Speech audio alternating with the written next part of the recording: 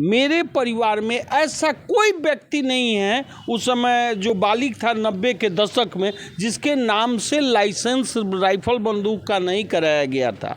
आज जो राधा मोहन सिंह से ज़्यादा कोई विकास नहीं किया है ना। और लोग जो भी हैं सिर्फ मोदी के नाम से ही दे रहे हैं वोट। अच्छा, इस बार विपक्ष। नमस्कार, मैं प्रेरणा। इस वक्त हम आ गए हैं पूर्वी चंपारण में और यहाँ पर चुनाव का माहौल है। लोकसभा चुनाव को लेकर हम तमाम क्षेत्रों में इस वक्त भ्रमण कर रहे हैं और इसी दरमियान पूर्वी चंपारण में आ गए हैं जहाँ पर आज लोगों से जुड़ने वाले हैं। लेकिन उससे पहले आपको हम बताएंगे कि इस वक्त जहाँ पर हम मौजूद हैं, आप देख सकते हैं तस्वीरों के माध्यम से, ये एक शेड जैसा बनाया हुआ जो है, एक छोटा सा घर कह सकते हैं। लोग शीतलता के लिए यहाँ पर बैठते हैं। पुराने ज़माने का स्ट्रक्चर है, लेकिन यहाँ पर जो सुकून मिलता है इसका अंदाज़ा आप भी लगा सकते हैं। यानी कि गांव के परिवेश में इस वक्त हम लोगों से जुड़ने आ गए हैं, बातचीत करने आ गए हैं कि इस वक्त पूर्वी चंपारण में चुनाव का क्या कुछ माहौल चल रहा है। एक तरफ है राधा मोहन सिंह, दूसरे तरफ है राजेश कुशवाहा। लोगों से जुड़ेंगे, क्या कुछ यहाँ पर पूर्वी चंपारण में माहौल है, क्या लोगों ने मन बनाया है, किस तरीके से यहाँ की लड़ाई है, क्या राधा मोहन सिंह लालू प्रसाद यादव के बनाए गए चक्रव्यूह को इस बार भेद पाएंगे, ये एक बड़ा सवाल है। तो चलिए लोगों से जुड़ते हैं और बातचीत करते हैं। क्या लगता है कि पूर्वी चंपारण में इस बार क्या होने वाला है और क्या मन बनाए हैं आप लोग? हम लोग तो मन बनाए हैं सिर्फ मोदी के नाम से जी। सिर्फ मोदी ही मोदी हैं। जहाँ भी हैं सब लोग मोदी का ही हम लोग माने समझिए कि माने शुरू से ही लास्ट से उन्हीं के नाम पर हम लोग वोट दे रहे हैं। अच्छा, ये नाम पर वोट देते हैं या काम पर वोट देते हैं? ये दोनों दो चीज़ें हैं। देखिए, आजकल वो मनुष्य के नाम पर वो स्वयं परमात्मा है, मनुष्य के जोनी में आए हैं। उसके बाद तो और लोगों की बात नहीं बताऊंगा, लेकिन हम लोग जो भी हैं सिर्फ मोदी के नाम से ही दे रहे हैं वोट। अच्छा, इस बार विपक्ष से भी जो है इस बार बहुत मजबूत लड़ाई होने वाली है। बहुत मजबूत लड़ाई है, कांटे की टक्कर हो सकती है और ये तमाम बातें जो है आम जनता भी कह रही है और यही समीकरण भी बन रहा है। तो इस पर क्या कहिएगा? सिर्फ कुर्सी तो मोदी का ही है, मोदी ही आएंगे। कहने वाले जो भी कहें, विकास तो बहुत हुआ है जी। तो मतलब आप संतुष्ट हैं और आप मोदी के साथ? हाँ, हम संतुष्ट हैं। ठीक है। तो देखिए और भी लोग हैं, क्या लगता है क्या इस बार पूर्वी चंपारण का माहौल रहेगा? मोदी और राधा मोहन सिंह का संबंध है, यहाँ पर दूसरा का क्या है। तो लालू प्रसाद यादव ने जो ये चक्रव्यूह जो रचा है, ये तो काफ़ी ज़्यादा इस बार जो है मजबूत है। एकदम जीरो है। जीरो। तो ये किस आधार पर जीरो कह रहे हैं? इसलिए कह रहे हैं कि राधा मोहन सिंह के सामने कुछ नहीं है, क्योंकि मोदी के जो अति पुकार है वो राधा मोहन सिंह के पुकार है। अच्छा, एकदम। तो इस बार उन्होंने कई मुद्दों के साथ खुद को मैदान में उतारा है। उनका कहना विकास हमारा मुद्दा है, लोगों के काम को देखना, उनके समस्याओं को सुनना। देखना है तो राधा मोहन सिंह से ज़्यादा कोई विकास नहीं किया है ना। और राधा मोहन सिंह से ज़्यादा जो है सो कोई काम नहीं किया है, लेकिन मोदी जी का वोट देगा लोग। लेकिन लोग का एक और भी बात कहना है कि हम बस मोदी का चेहरा देखकर वोट करेंगे। कैंडिडेट से बहुत जगह पर बहुत लोग नाखुश भी दिखाई दे रहे हैं। जी नहीं, ऐसी बात नहीं है। राधा मोहन सिंह को कैंडिडेट देखने की ज़रूरत नहीं है। मोदी जी को आना ज़रूरी था। मोदी जी को जनता चाहती थी। मोदी जी को जनता चाहती है और उनको आना ज़रूरी था। राधा मोहन सिंह के पक्ष में लोग बोल रहे हैं, लेकिन इस तरीके से अभी हमने कही है कि कांटे की टक्कर होने वाली है। क्या लगता है क्या होगा यहाँ पूर्वी? कांटे की टक्कर पता नहीं कैसे है, लेकिन राधा मोहन सिंह इस पूरे बिहार के पार्लियामेंट कंस्टिट्यूंसी में हमको लगता है कि सबसे ज़्यादा काम करने वाले एमपी हैं। और राधा मोहन सिंह सिर्फ यहाँ के कैंडिडेट नहीं, इतने दिनों से और लोगों के बीच इस तरह से रहते हैं कि उनसे एक एमपी और आम जनता का रिलेशन किसी से नहीं है। सबसे लगता है कि एक बहुत व्यवहारिक और घरेलू माहौल में वो जीते आ रहे हैं। और मोदी जी तो फैक्टर है ही हैं पूरे देश में, तो मोदी जी तीसरी बार भी आएंगे। राधा मोहन सिंह लड़ाई पता नहीं कहाँ क्या है, अंततः बहुत अच्छे अंतर से राधा मोहन सिंह जी जीतेंगे। अच्छा, विपक्ष कहती है कि प्रधानमंत्री नरेंद्र मोदी को खुद ही अपने कैंडिडेट्स के लिए वोट मांगना पड़ रहा है। ये बातें भी कहती है कि प्रधानमंत्री होकर वो रोड शो कर रहे हैं, यानी कहीं ना कहीं इनके अंदर एक डर जो है समाया हुआ है। इस पर क्या कहें? प्रधानमंत्री जी तो 2014 के समय से रोड शो करते आ रहे हैं, कोई नया तो कुछ किए नहीं है। और उनमें उतना एनर्जी है, उतना क्षमता है और एक पार्टी के लीडर भी हैं वो, इसलिए रोड शो कर रहे हैं या उतना रैली कर रहे हैं, तो ये बहुत गलत नहीं है। और पूर्वी चंपारण में जो माहौल है इस वक्त क्या लग रहा है क्या होगा? बहुत अंतर, हमको तो लगता है कि राधा मोहन सिंह जी पिछले चुनाव के अपने उससे ज़्यादा अंतर से इस बार चुनाव जीतने जा रहे हैं। और मुद्दा होगा विकास का। बिल्कुल। और क्या लगता है सर आपको कि क्या होने वाला है राधा मोहन सिंह को लेकर? जिस तरीके से हम बात कर रहे हैं, हर कोई उनके पक्ष में बोल रहा है। जिस तरह से आप देख रहे हैं कैमरे पे हम हैं, तो लोगों को ये भी लगेगा कि हम एक पक्षीय रिपोर्टिंग करें, लेकिन ऐसा कुछ नहीं है। वास्तव में लोग राधा मोहन सिंह की तरफ जो है क्यों इतना अट्रैक्टिव है?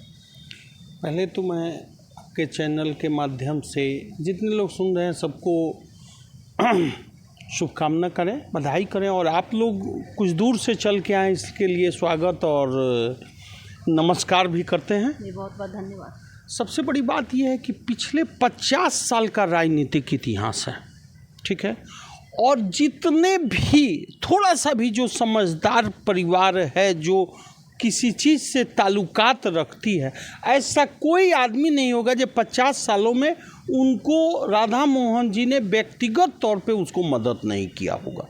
इसलिए उसका सबके साथ घरेलू और पारिवारिक रिश्ता हो गया है। भारत में हमारे जानकारी में नहीं है, लेकिन आपको मैं सर्च कीजिएगा कि ऐसा कैंडिडेट नहीं है जो 10 चुनाव एक स्थान एक पार्टी से लड़ रहा है। ये भारत में ये सिंगल कैंडिडेट है जो पिछले 10 चुनाव को एक जगह से एक पार्टी से लड़ रहा है। तो फिर इनका जनाधार तो काफ़ी मजबूत होगा। अगर फैक्ट पूछे तो ये एक प्रक्रिया है जो बड़े बड़े नेताओं को प्रचार में आना चाहिए, ठीक है।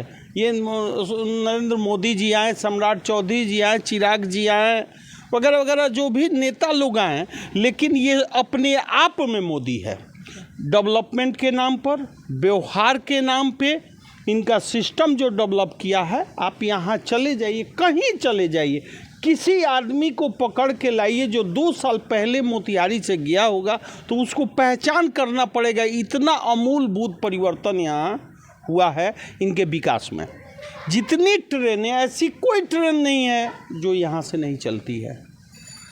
डबल लाइन हो गया, वॉशिंग पिट हो गया, बिजली लाइन का जो बिजलीकरण हो गया, किसी विषय को ला के रखिए जो ये काम यहाँ नहीं हुआ है तो ऐसा नहीं है।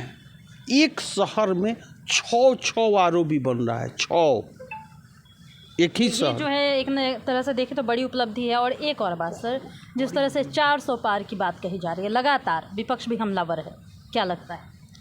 हम लोग भी कह रहे हैं 400 पार। हम लोग उतने बड़े पहुंच के नहीं हैं, जैसा सुन रहे हैं वैसा बोल रहे हैं। हम लोगों की पहुंच 1 नंबर में इस लोकसभा पे है। अगल बगल के लोग रिलेशन, संबंध, मित्रता से जानकारी हो जाती है। इतनी बड़े नेता हम लोग नहीं है जो 400 पार नागालैंड और पंजाब और हरियाणा का भी विषय रख दें। और बिहार की स्थिति पे बात करें तो बिहार की स्थिति में बात करें तो बिहार में अब इससे बढ़िया शासन क्या होगा।